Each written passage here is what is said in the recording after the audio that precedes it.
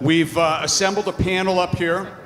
I'm going to introduce each of the people one by one, and they'll each get about 5 minutes to talk to you about Common Core and where they stand on that particular issue. And we want to start with Donna Anderson. She began her career as a classroom teacher at Fort Supply in the Oklahoma Panhandle. She has served as Director of Alternative Education, Assistant Principal, and Principal. She also started a school at the Sac and Fox Nation in Stroud. For the past 3 years, she has served as the Superintendent of the Bennington Public Schools. Please give her a round of applause. Thank you. Thank you very much. I am a school superintendent. That's what I do for a living. I know that's kind of a novel idea. And I am running for Janet Barisi's second term of State Superintendent of Public Instruction. So I was a little overcome to find that there would be no election. She would just be there. But anyway, I do want to tell you that I, like a lot of educators, when the Common Core came out, I was very impressed. I was very impressed with standards. I was very impressed with rigor. But as we went along and as I learned more, I knew that this is not something that's for our children, and I'm going to tell you the reasons why. A little bit of the history that you were not told is that when we adopted the Common Core in 2010, we didn't have choices. You can either adopt Common Core or you can lose your federal aid. You can lose your federal dollars to your schools. That's not a choice. That is a mandate. So our legislators, they sight unseen, they adopted the Common Core standards. The standards had not been released. There was no research base behind it. It was just, oh, okay, that's what we're going to do. We're going to do it. Well, so you get to looking at the Common Core. I can't support it because, number one, it is absolutely not right for early childhood. It does not take into consideration any kind of early childhood development. I was worked for OPAT, Oklahoma Parents as Teachers, birth to 3. And if you do any kind of brain research, you understand that children in early childhood cannot do what's being asked of them in the curriculum. That's another thing I'll tell you. That's not a choice. It is not a local school choice about what curriculum how we will teach those standards. We are told we will teach the standards. The textbooks are made to fit the standards.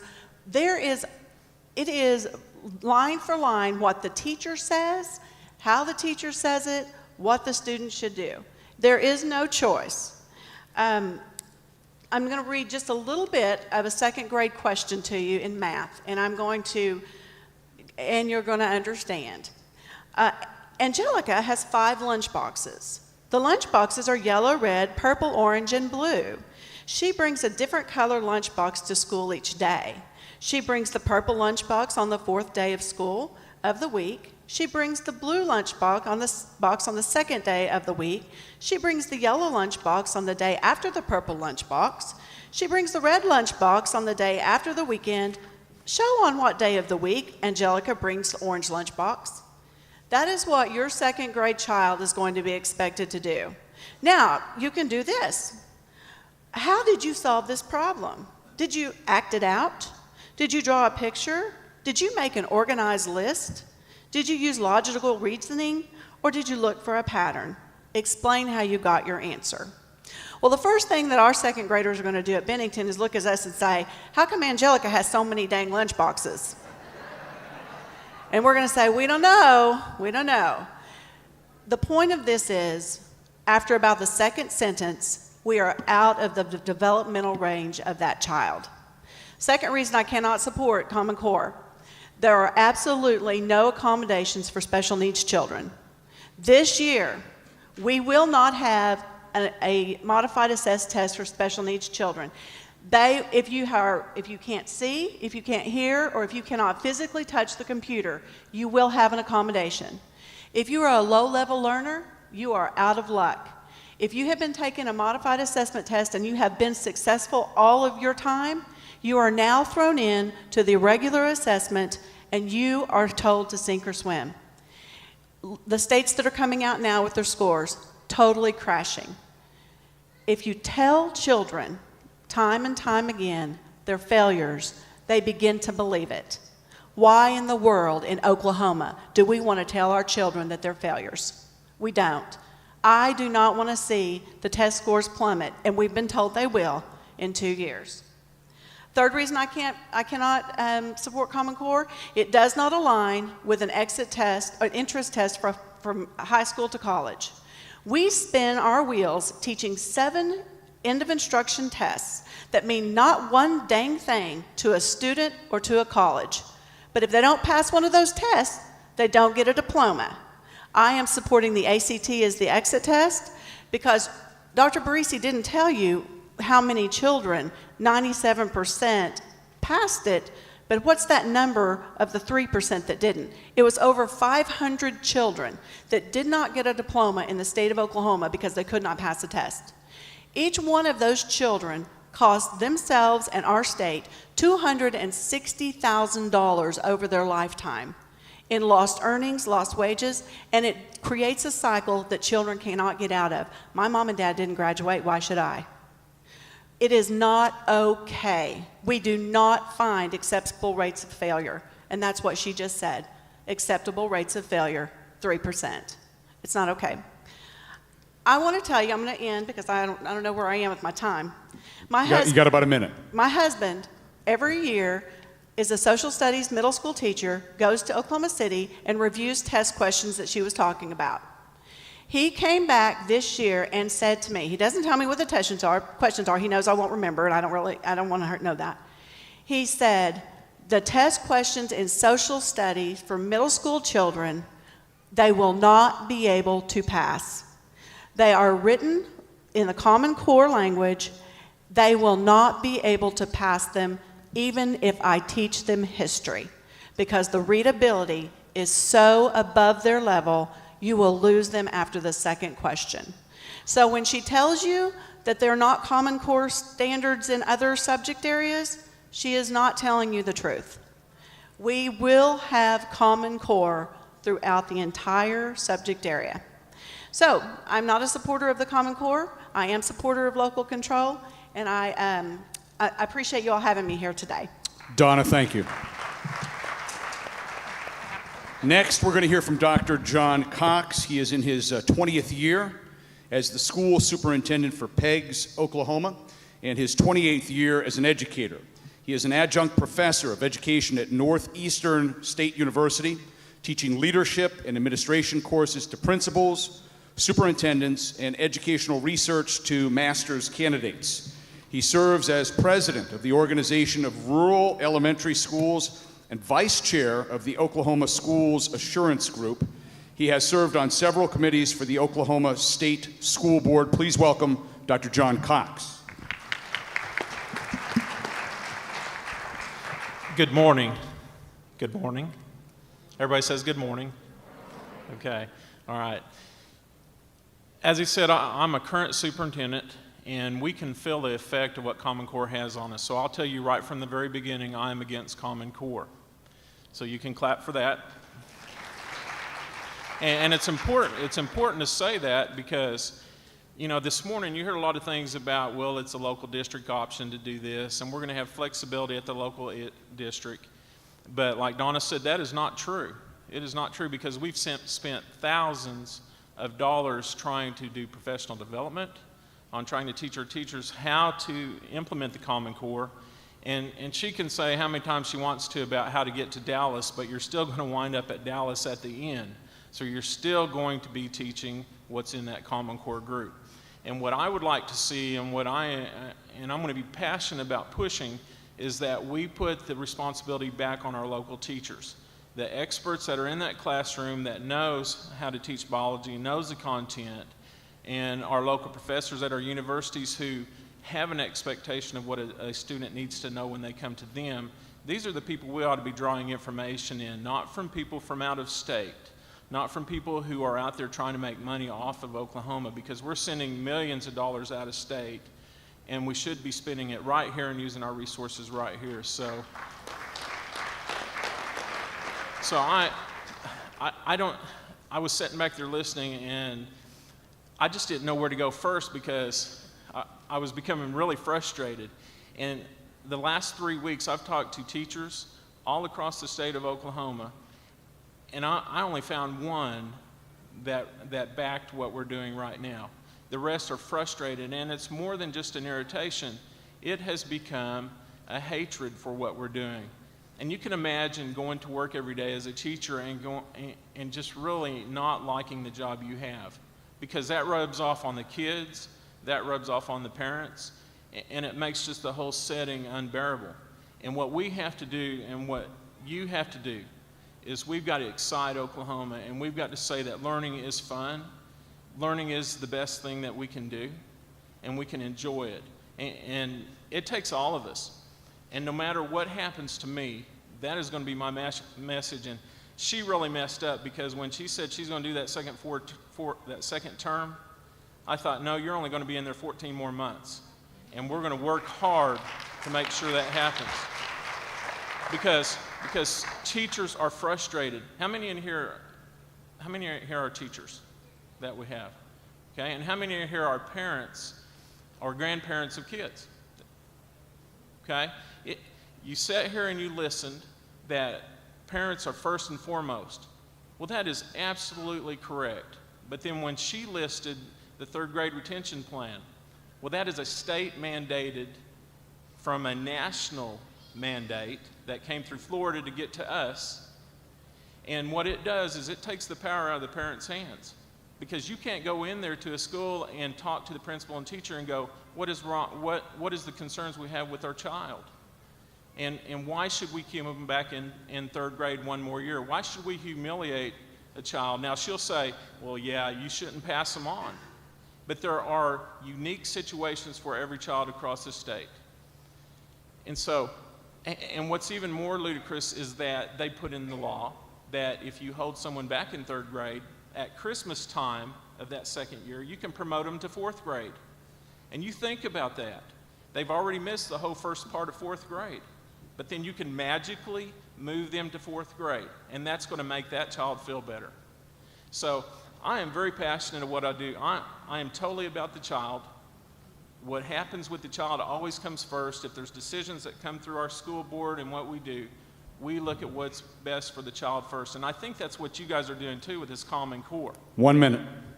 I absolutely believe that you guys are here and you're passionate, and I can feel the passion against Common Core here. Yes, she can spin it, and yes, she might say there's good things in there. But let's get back to Oklahoma. Let's get back to the expertise we have here in this room, and let's build something that we can have here for us. Because who best knows what's the best thing for your child in your school? You are the ones who know, not somebody from the State Department. Somebody asked a question about servant a while ago. Talked about servant. Well, I am a servant of the people in my school district. I serve the people there, and I will serve the people of Oklahoma. I am not your boss. I work for you. Thank you very much. Dr. Cox, thank you. Next, we have Karen Cure. Jennifer Reese knows her as Master. She was born and raised in Oklahoma. For the last 6 years, she has homeschooled her 3 children and participated in classical conversations. She has worked as a graphic designer since 1991, starting at Hobby Lobby's corporate office and then at a prestigious real estate company in Oklahoma City as their marketing director. Karen is very involved in her church, nonprofits, and promoting the arts. Please welcome Karen. Thank you. Like you said, I'm a homeschool mom. I've been doing that for about 6 years. I have a completely different philosophy on education than most of the people up here, which I respect what you guys do, but I disagree with the whole system in general. I think children are individuals and should be taught that way. I don't think they progress grade to grade all at the same time, all at the same level. I think children are made differently. That's the way they're designed. Their brains are designed a different way. They're not designed to learn the way the system teaches them. And so that's why I homeschool. I think we have a real problem As you can see, we have a Republican that just came and spoke. I'm obviously against Common Core. Our party platform is against Common Core. Our national platform is against Common Core. And we have a Republican that's going to continue to run on that ticket even though our platform is against it. So I don't really understand that or know how that's even going to happen, but she's going to do it. Our governor also, same thing. She's for Common Core. I obviously oppose it for the main reason it's unconstitutional. That should be our basis. That should be our measure for everything. The federal government does not have any jurisdiction in the area of education, period. So Common Core is a weed.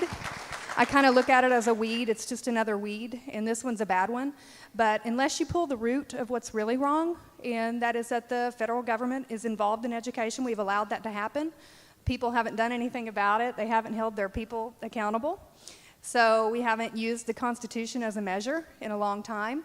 And so until we do that, until we come back to our foundation that the federal government isn't supposed to be in education and the Department of Education needs to be shut down completely, until we get to that point, we're going to have weeds.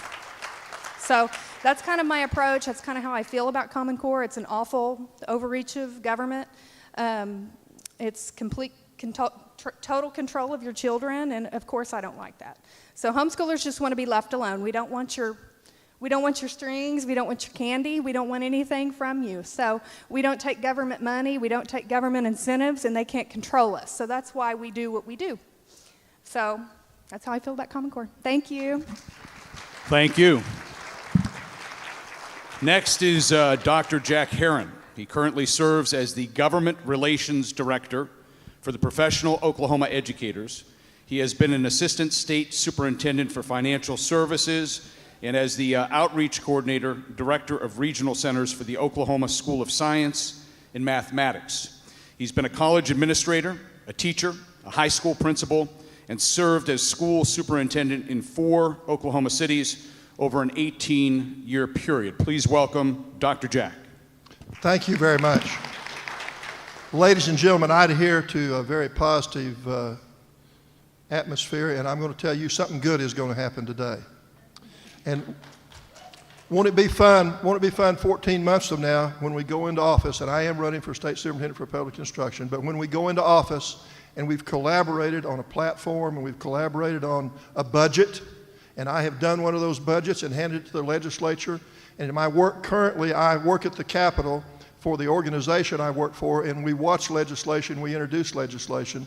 I do have to register as a lobbyist. I am a professional Oklahoma educator. You have a great panel here today. These folks are friends of mine.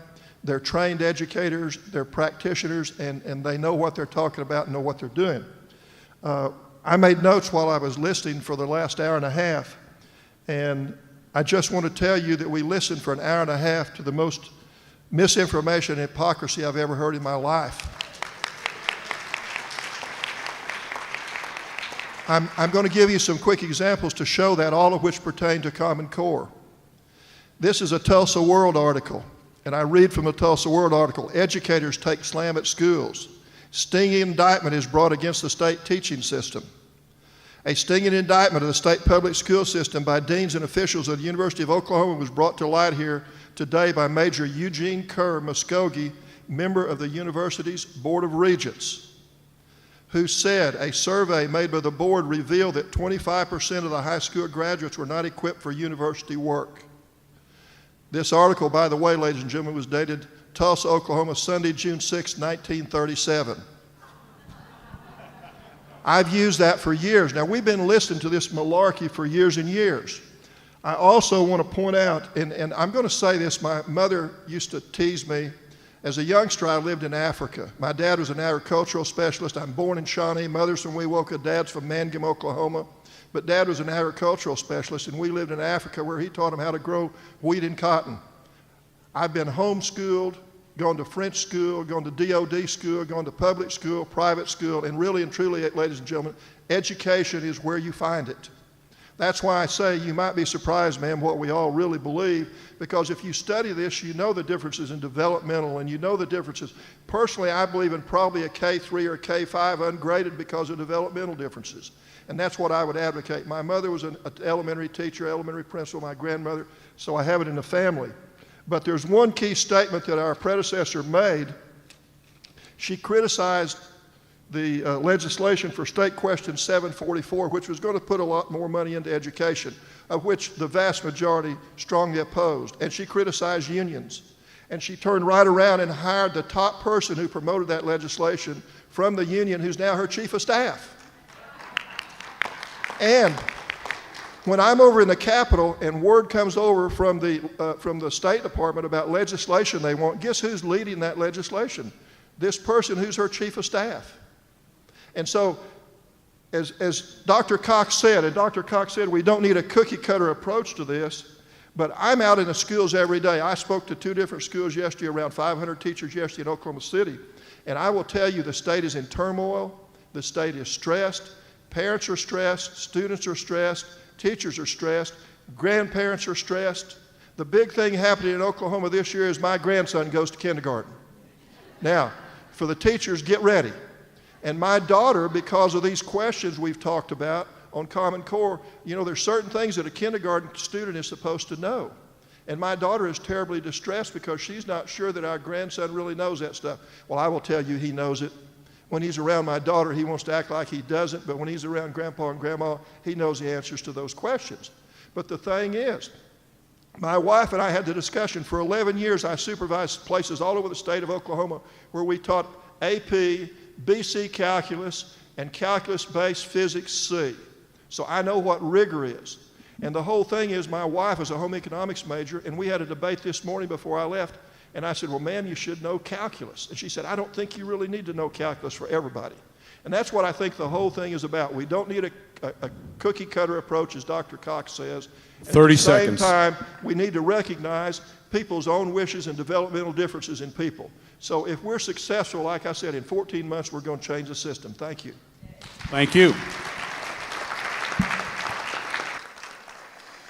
And lastly, we have Linda Murphy. In 1994, she served as education advisor in Governor Keating's office and later as Deputy Commissioner of Labor for Workforce Education and Training.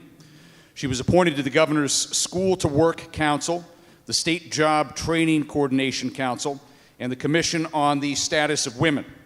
She has worked in public and private education, specializing in teaching children and adults with special learning needs. She served as the Central U.S. Representative for the Optometric Extension Program Foundation in California and was given an award for her work with visually related learning problems. She's an education consultant and a certified examiner for the structure of the Intellect Learning Abilities Test. Please welcome Linda Murphy. Thank you. Well, I do very much appreciate being here today and the crowd, all of you that have come on a Saturday. I know that parents are getting ready for school this year, and in Oklahoma, most people don't yet know what Common Core is. If they listen to Janet Barisi, they will never know what Common Core is. We have to get on the computer, do some research for ourselves, and there is tremendous amount of information coming from the left and from the right. Thank God.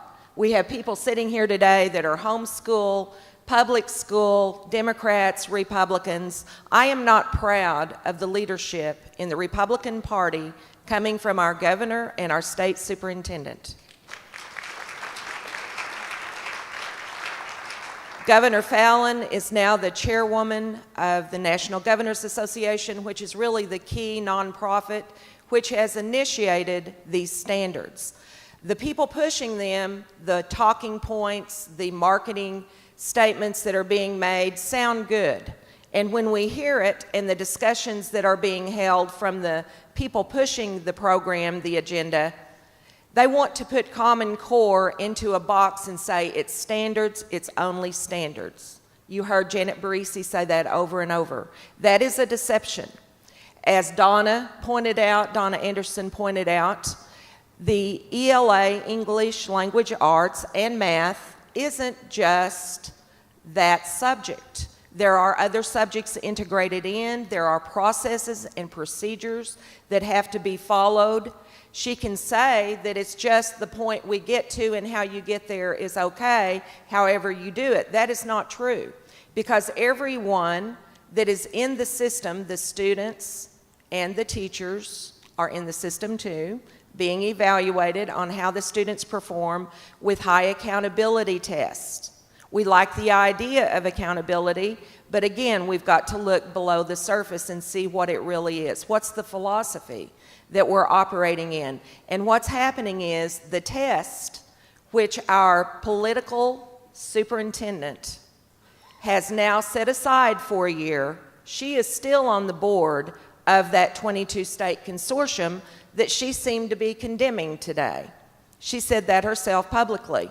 After she pulled us out of PARC testing for 1 year, which is a partnership for assessment, for readiness, for careers in a college. And the college on that is junior college. It is community college. There is an organization called the National Center for Education and the Economy, directed by a man named Mark Tucker. Mark Tucker was there in the 90s. It was funded by the Carnegie Foundation when it was established. And in 1994, when I ran for state superintendent of schools, I got 49.5% of the vote statewide. I ran as a Republican. I was appointed by Governor Keating as Secretary of Ed. That was not confirmed by the Democrats on the Senate Education Committee. They had an incumbent, Sandy Garrett, who stayed in that office, and she had been Secretary of Ed, and she was taken out of that position with Governor Keating's appointment. Because Governor Keating asked me to stay on in his office and continue to fight against this federal control, this central control of education, which I ran against. I ran for local control, academic standards against outcomes-based education, Goals 2000, and School to Work. We have it all over again. It's repackaged, named Common Core, which is standards. But with those standards come tests, come evaluations of teachers, students, determinations about their lives. Choices are being made. Mary Fallon said that this is about developing a human capital pipeline. That is in the report that she held up this past weekend in the meeting with the National Governors Association. As I said, I'm very displeased with our Republican Party. I am considering running for state superintendent. I don't know how much public awareness there will be within the Republican Party to turn against what the governor's doing, what the state superintendent is doing, but it is about developing the workforce. Hillsdale College, Dr. Arnn has publicly spoken and said this is workforce development. Heritage Foundation, Cato Institute, Pioneer Institute, and I'm talking about liberal, independent, conservative groups coming together. The Administrators Association in 2011 called Common Core snake oil. It's another experiment costing millions of dollars. Of you are talking about running for state position. I would like to know how you can talk our legislature into not accepting any federal dollars. Who wants to tackle that? Yeah. Because I've been in a department, I always had to look at the laws. The law says that the superintendent for finance will work with the state board to determine how money is to be spent. And lo and behold, I wanted to make this statement to all of you because I'm not sure the state board knows this. It's already in law, it's already in regulation that the State Board of Education will determine whether we take any federal money and determine how we spend it. It's already there. I wish someone would say to them, if you don't want it, don't take it. The other thing is, on these P20 meetings you heard about, the highest paid person in the state is on the State Department of Education staff and payroll, and he regularly attends the P20 meetings and runs the P20 meetings. They are prepared to collect data, folks. Just get ready.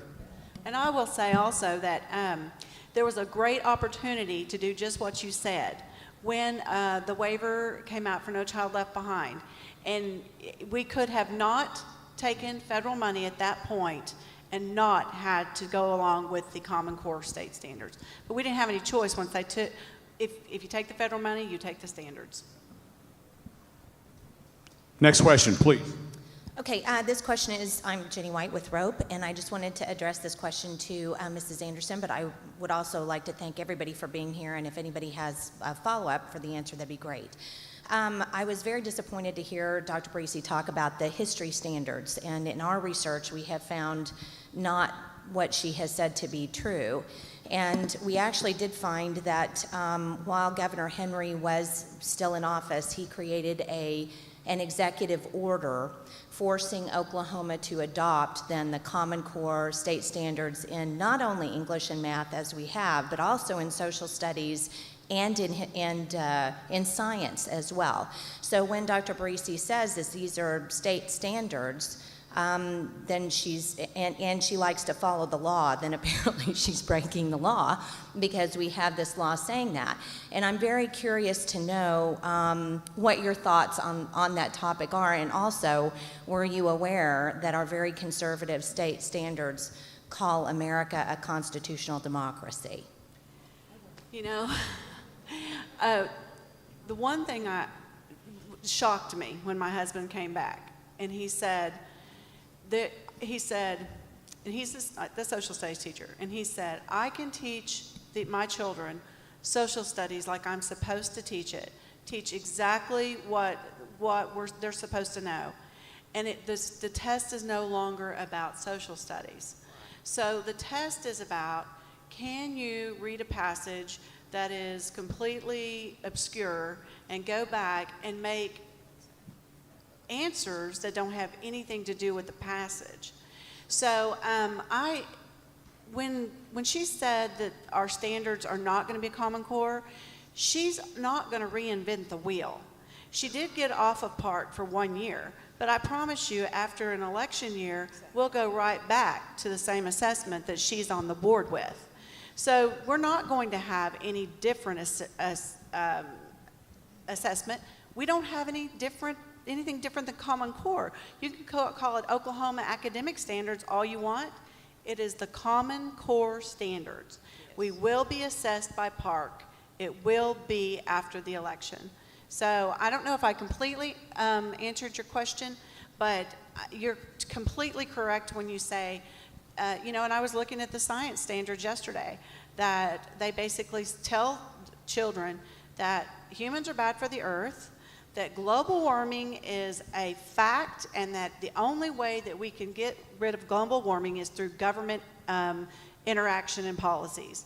So, I mean, those are the type of things that definitely you can't lie about. You cannot lie about what is in black and white, and that's what happened this morning. I think Donna said the perfect thing is that the Oklahoma academic standards are just going to be the very same thing as the Common Core. Yes. They're just going to change the name, change some wording on it, and still shove it down our throats. So it's extremely important, if you're passionate about taking away the Common Core and getting back to local control, local instruction, local academics, then you need to be very concerned about what she's doing on changing, because she said teachers were involved and there's all this involvement. Well, I was at one of those meetings where we spoke for 3 minutes, and I was allowed to speak. I realize some of you weren't allowed to speak this last time, but all they did was tape record me. There was no input. That was considered input. You go there and talk, they tape record you, and that's input.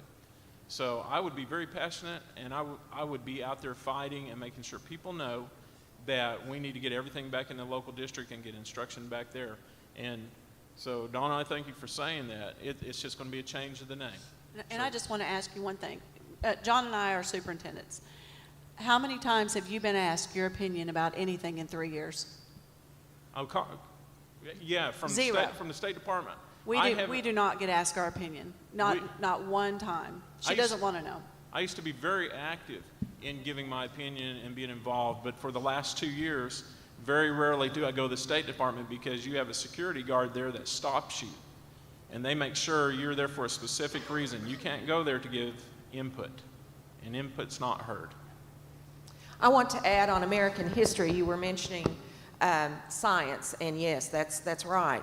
Online right now in American history, these new standards that are supposed to be Oklahoma's own, American history starts after the Civil War in high school. No founding fathers, no early American history, no founding of the nation.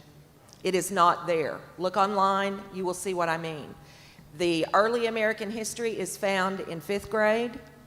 Then the next era is in 8th grade.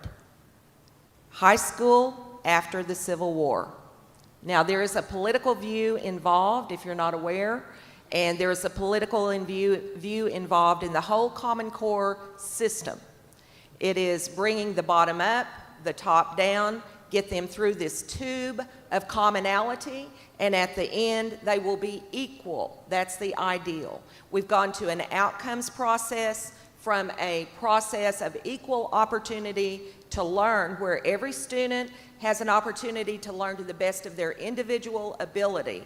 From that to outcomes. These outcomes are being measured, quantified, put into formulas so that they can go through computer calculations through the state longitudinal data system, where data is being collected for teachers and students. That's how we get accountability at the end of this process. Right now, we're still in transition to the transformation we're headed to unless we get off of this track. And I want to add, good job. I have taught U.S. government in high school in Oklahoma, and I want to add that there are persons within her own staff who would contradict what she said today, and they say they were not involved and they do not approve what's been done.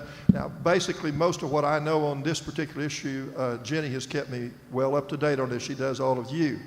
However, this is just a sham. This is just something. Superintendent Barisi has done a complete 360 on all this since she came to office. And so what you're hearing is just a sham.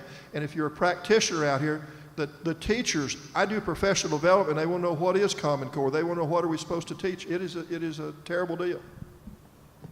I want to say on history, I use story of the world, and I teach history in order the way it happened. And we don't move on until they master what happened.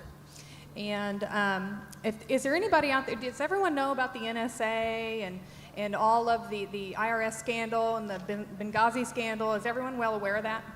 Is there anybody here that says that the government is trustworthy? Do we think that we have a moral government right now? Raise your hand if you think we do. Okay. Why would you put your children and allow that government to mold and shape their worldview?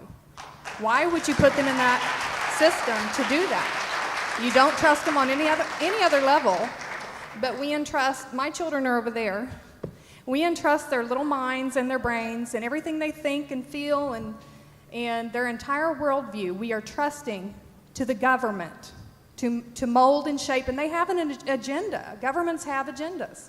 They want power, they want total control, and that's just their nature. That's what they do. That's why our founding fathers said to chain them down to the Constitution.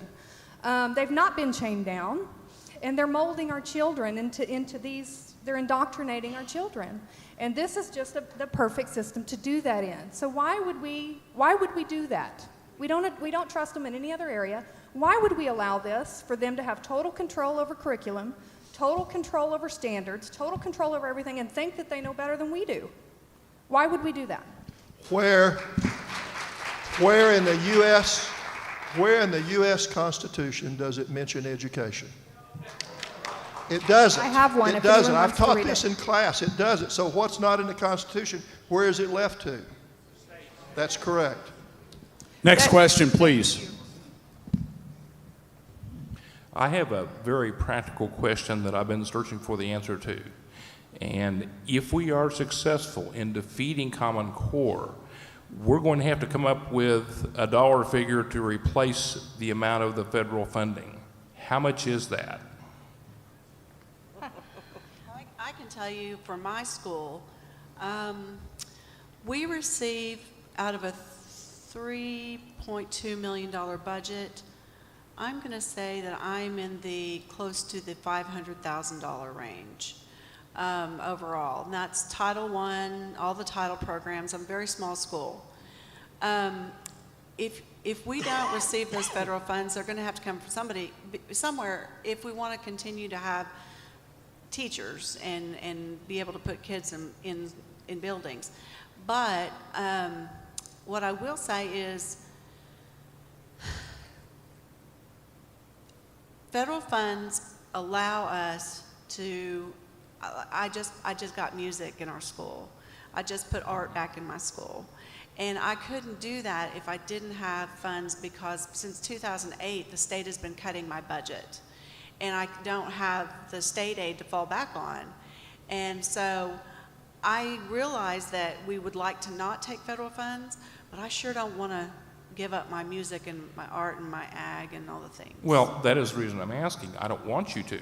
Yeah. And part of this process of defeating Common Core would be to mount funding drive to somehow or another come up with the money to replace the federal funds. And I'd like to know what that figure is for Yes, the sir. whole state of I Oklahoma. don't think we're going to miss any, really. I think the figure furnished by Rope and others for Oklahoma is around $220 million, and that's just a liberal estimate. However, I don't think we're going to miss anything there. And I want to say to all of you, and I've said to this group as we appear, get ready. Next year, there's going to be new monies made available for education. Why do you think that will happen next year? It's an election year. They've not wanted us to have the money. The money is going to be there. But as far as Common Core was passed and hurried through by the legislature so that we could go after race to the top money. How much race to the top money have we received?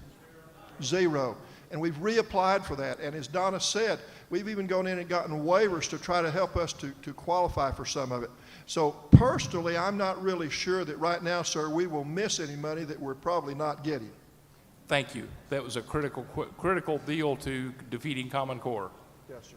Thanks for coming. Don't you agree, Donna? Next question, please. I warn you, I'm not an educator. I'm not a grandparent. I've never been a parent. However, I'm very concerned about our country. I'm very concerned about the future of our country and who's going to be in charge for the children, people that are young people now and children. So something that keeps popping up in my mind related to this subject is, if we say we defeat Common Core, we have to have a curriculum and standards that bring students to the point where they can actually attend college if they want to and are prepared for that.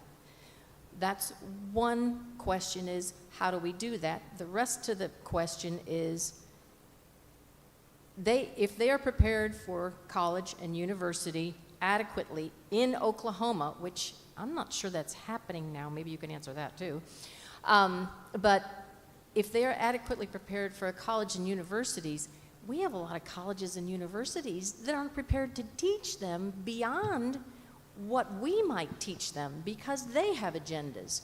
And then beyond that, what is the government going to do to provide jobs for them? I mean, we have a huge problem here, of which this, to me, is foundational. So, I don't care who addresses that, but do you have something to say? I think my comment would be that we have great success stories coming out of public schools. We have great teachers doing awesome jobs and preparing kids for college. We do. If we are successful and not have Common Core, I think we ought to have our educators in Oklahoma be able to come up with the instruction that we need to use, with the standards that we need to use that fit Oklahoma. And we have plenty of competent people that can help with that. Business people, parents, teachers who are that have expertise in those areas. And what I'd like to see, and kind of what you're saying is are our students prepared when they leave high school and go on to college? Well, the key to that is, why don't we go ask a college professor in Oklahoma and see what standards these kids do not know and what they expect that they do know when they get to them. I mean, that's really simple. That's simple. But before all this Common Core came through, there was some collaboration with teachers to create objectives, and so schools could follow those. And you're right, we have to have some kind of uniform. We have to have some uniform instruction, uniform standards. But then we also need the flexibility to teach those to our local communities and let our local school boards be the driver of that instruction. We need to trust people again to do their jobs. One thing I'll say also is that if we were able to teach the entrance test standard of what they want, our remediation rates would plummet. Right now, we spend 4 years teaching to 7 tests that don't mean anything to colleges. So of course we're going to have remediation rates that are outrageous. That's why I promote the ACT as our exit. It's not the end all, but also I have a young man, my son is a senior, and he doesn't want to go to college right after school. He goes to career tech. So he wants to gain a skill to be able to get that job that you're talking about, to be able to have the choice to go back later on if he wants to. He's got 2 sisters that went to school, one to OU, one to OSU, and he said, Mom, I don't want that right after school, and I don't want that debt. So he's smart enough as a 17-year-old to say, I want to go to career tech, and then I might want to go to Spartan. So that's what we need to tell kids is okay. It's okay if that's the route that you're going to go. Right now what we're telling them is, you've got to go to college, you've got to go to college, you've got to go to college. And we all know that there's so many children out there that do not need to go to college. And they might need to go later on, but they don't need to go when they graduate from high school. So I say if we teach the ACT, our remediation rates go down, and we accomplish what the colleges need. That's my theory. I'm sticking to it. There are plenty of models of academic standards that we can adopt in the state of Oklahoma, and it needs to be collaboratively with community, parents, teachers, homeschooling also, Karen. I want to just say that we must get rid of Common Core to have freedom in homeschooling. And I think you do know that, and most homeschoolers here know that. Because the more control we allow in our public schools, top down, the less freedom we will all have. And the kind of society that you would like to see, that we would all like to see, citizens who can think independently, who know their rights, the Constitution, all of these things that have made America great and free enterprise, capitalism, instead of anti-American sentiment and philosophy that's being taught. And if we don't have local control, we can't set our own academic standards, and you do not have local control with Common Core. So that's back to the focus, I believe. Ma'am, there are roughly 521 school districts in Oklahoma and 22 charters, and the whole homeschool system and other private schools and different things like that. In listening to what everybody says, I agree totally with them, but here's the whole thing. This is the United States of America. I'm a veteran. I serve so everybody can have differences of opinions. And the whole thing is, that means all the kids, every single one of them, and we've got to do something. Now, personally, because I've been working in the math physics area, I have a plan that when we change out the system up there, we're going to begin an early childhood math program that hopefully in about 3 years we can change the scores and carry this all the way through. The math teachers have told me what they need, and I have a plan. So this is the United States for all the kids. To answer your question, can you hear me? To kind of follow what Linda said, I want to quote Milton Friedman. I'm a Milton Friedman fan. I don't know if anybody else is, but so that the record of history is absolutely crystal clear that there is no alternative way so far discovered in history of improving the lot of the ordinary people that can hold a candle to the productive activities that are unleashed by a free enterprise system. The answer to education, we're clipping weeds again. I mean, this is all weeds. The answer to education is a free market system. If you have a bad product, the free market system corrects itself. It eliminates bad products. If you want a good coffee and the coffee shop you go to has a crummy coffee, you're going to go somewhere else, and that makes that person make better coffee. That's just the way it works, and there hasn't been a better system this far discovered in history to correct itself. And so again, we're clipping weeds, but the root is that the federal government needs to exit out of education. We need to return it to the local people, to the state, and stop going around the circle. The definition of insanity is going around and around expecting a different result, and that's what we do in education. Thank you for the question. Next, please. Well, you took my comment from me, but yeah, the free market. What, if we don't like socialized healthcare, why would we like socialized public education? Free market is the best solution. Linda, you mentioned something in your opening statement about the recent letter that Governor Fallon released, talking about human capital in Common Core and all that good stuff. Yes. Could you kind of explain what she meant by that. I mean, what is this really about? And Right. that Well, there's infrastructure? the document that I referred to. I believe it's called America Works. It's available online through the National Governors Association, and it's the initiative that Governor Fallon chose as chairman of NGA. Now, it's really not her idea. It's been coming along for a long time.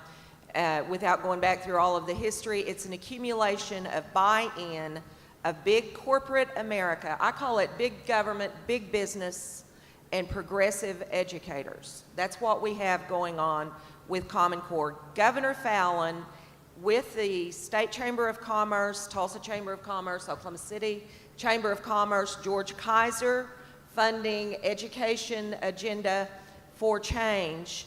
These ideals are all being incorporated together for a total reform of education. And the end product for the U.S. Chamber of Commerce, who highly supports the NGA in this initiative. In fact, they're at the table.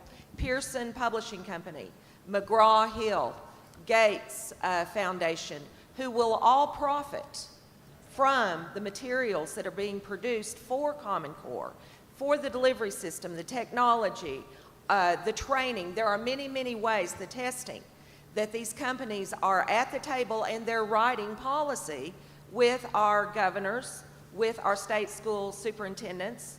And then we have people like Michael Cohen, who heads up Achieve, which is a non-governmental organization, nonprofit, working under the sanction of the National Governors Association. They produce Common Core.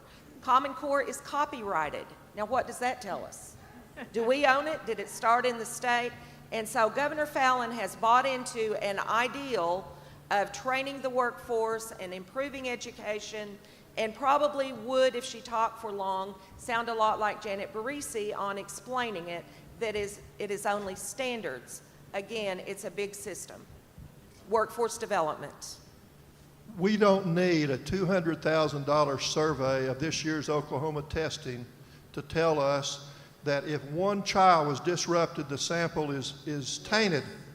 And yet Indiana did this, and they said no damage, but it's going to be the same unit that does Oklahoma. We're going to spend $200,000 to do a survey, and all of you and all of us are intelligent enough to know that the sample was tainted because of the testing problems.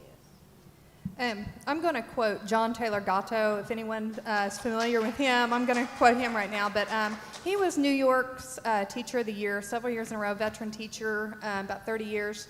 And he would do experiments on his kids because he didn't like what the system was telling him to do. The kids weren't learning. And so he would do his own experiments, and he was very hated by the administration for it and ridiculed. But he won Teacher of the Year because his students actually learned. So I'm going to quote him what he says about human. Is it collateral? What did she say? Human capital. Human capital. Here's what he says, and you can go to his, he wrote Dumbing Us Down, and he has a website, but it's John Taylor Gatto, G-A-T-T-O. School in America became like school in Germany, a servant of corporate and political management. We should reveal the mechanism of mind control training, habits, and attitudes. The secret of commerce that kids drive purchases meant that schools had to become psychological laboratories where training in consumerism was the central pursuit. Since bored people are the best consumers, school had to be a boring place, and since childish people are the easiest customers to convince, the manufacture of childishness extended into adulthood had to be the first priority of factory schools. Nationally, teachers and administrators weren't let in on this plan. They didn't need to be. If they didn't conform to instructions passed down from increasingly centralized school offices, they didn't last long.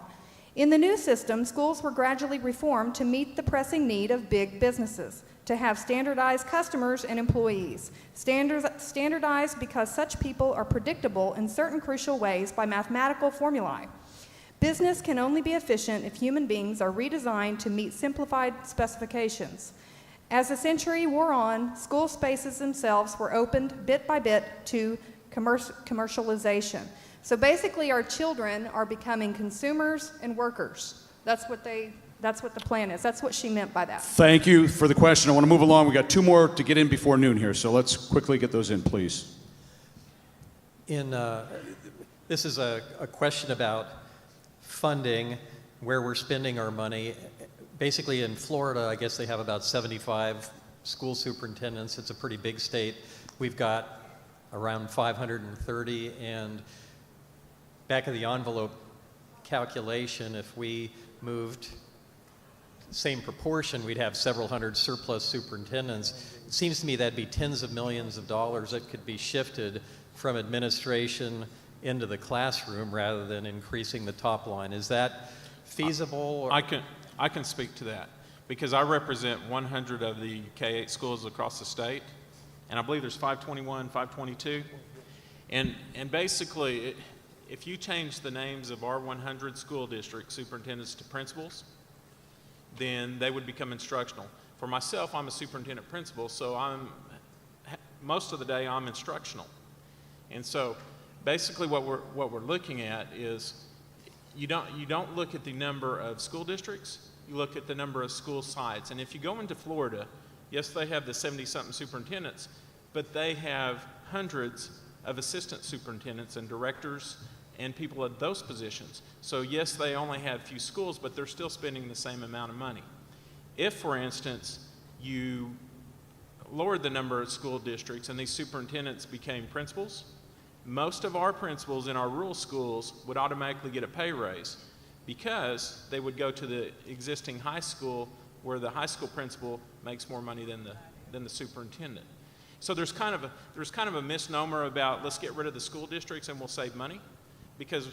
And then I guess the other topic is some of us are so rural that you have the issues of transportation and having 4, 5, 6-year-olds on a bus. Because the kids I have, they ride a bus for an hour every day, to school, an hour home. And then if we go to the local school district, if we go into another one, they would be traveling another 30 to 45 minutes to that school. So you have those issues too. And then it takes away from local control of the community they're there, the city or the community. So you really have to look at those issues before you can just really make a blanket statement, we'll save $50 million, because that was the figure that was thrown out. And actually, you're looking at $9 million, and then that would increase if you changed us to principals, because the majority of us are superintendent principals. All right, one more and we'll break for lunch. Thank you. Short question. Where do private schools and religious schools fit into all of this? I think Dr. Heron said it a while ago. We're here for all children. All children. And it doesn't matter if they're homeschooled, if they're private schools, charter schools, all that. We're here to make a difference with all children. We can't leave anybody out. And so even though I'm a superintendent at a public school, I'm talking about the legal connection to Common Core. So let's say a religious well, school. I think the legal connection with homeschooling is that they don't have a connection except for the person that spoke a while ago that said if they don't follow that Common Core, it's going to be tough for the ACT to be passed. There's not a legal connection, but there's a connection if they don't follow it. The plan is to impose this on everybody. If you've got your kids in private schools, which I've had in the past, and you think they're safe, you're fooling yourself. If you're homeschooling your kids and you think you're safe, you're fooling yourself. The plan is to get everybody in the program. Right, and I think that up here we agree that is not our plan. We oppose controlling the freedom of individuals. And if we don't have freedom in our local public school, it will impose on homeschool and private school as well. The reality that I think I would want for everyone here to know is this legislation was passed 3 years ago. So all schools in Oklahoma, or most schools in Oklahoma, to be good stewards, jumped in, and they have spent already millions of dollars implementing what someone believes to be Common Core. So due to the legislation, we're pretty far along, and so that's something, in answer to that gentleman's question, we've got to deal with. And what Jack said is exactly right. Everybody has implemented this differently. So it is not common. There's nothing common about Common Core, because I have no idea what you guys did at your school. You have no idea what I did at my school. We have no idea what assessment it's going to be. And even in the assessment process, there were 2 different assessment companies. So if we were with Park, 3 states over, they were with a different assessment company. So nothing was common about this. And in reality, our kids in Oklahoma jump around inside our state a whole lot more than the kids outside our state jump in. So we have to think about what John said, doing the right thing for Oklahoma kids, not worrying about all the other factors, all the other states. And so I would just want to say thank you guys for letting us attend, and I really appreciate this panel. I think every single one of us has the exact same vision for better things for kids for Oklahoma, and I want you all to know that there is a choice in 2014, and no matter where your vote goes, if it's one of us, you'll get a good candidate, I promise you.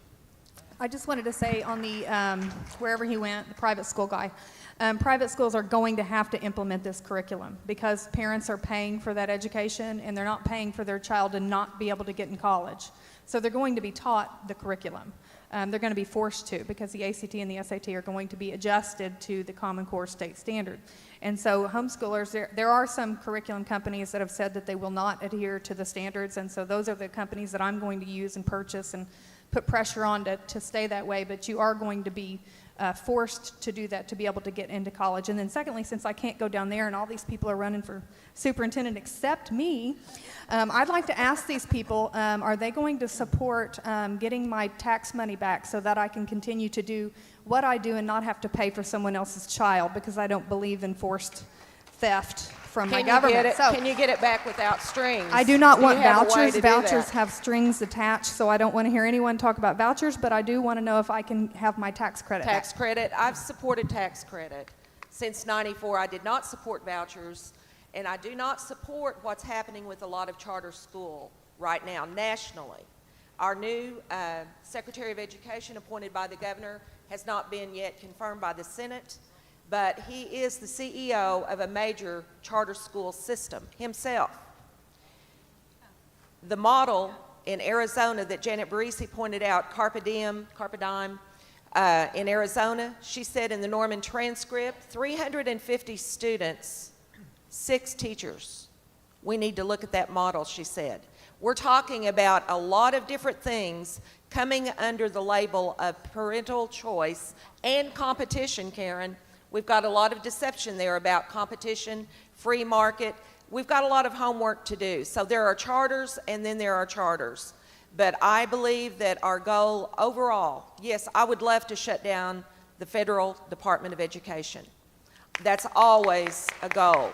But we can't get there and throw away our system where it does work because we pull the funding that's been a dependency, and we've got to transition to that. But our first task is to stop this takeover from the top down, the nationalization and central control of education. If we close up too many of our rural schools, it will be centralized control there. It's a lot easier to shut up and control one superintendent than 10. Okay, can we do it real quick so we can let everybody get out and eat? Karen, that's a loaded question. Not really. Yeah. But I think the struggle that we would have is that everyone pays at a different rate. And in school funding, we get... Let's be clear that the money is stolen.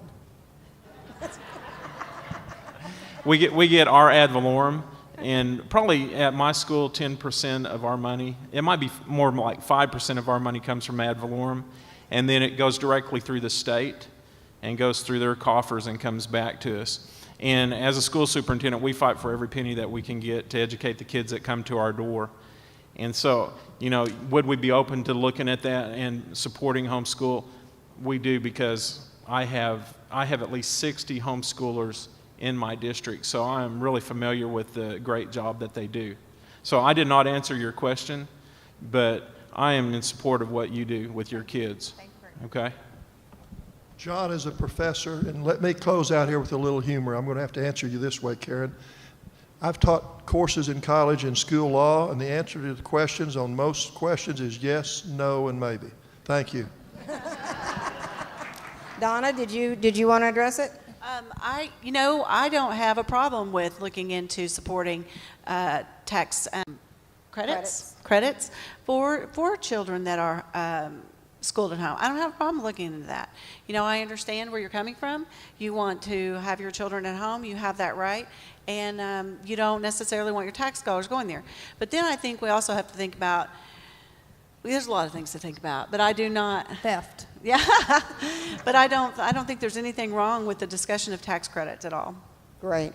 Hey, I think we're going to have an exciting election year next year. I encourage you to take the opportunity during this break to get to speak to some of these, to this panel. The lunch is being served in the fellowship hall, and there will be people to direct you. If there's anyone, if you have not purchased a ticket and you want to, you can buy one at the door. And if you want to leave campus, you're more than welcome to do that as well. We will resume at 1 o'clock promptly. Thank you.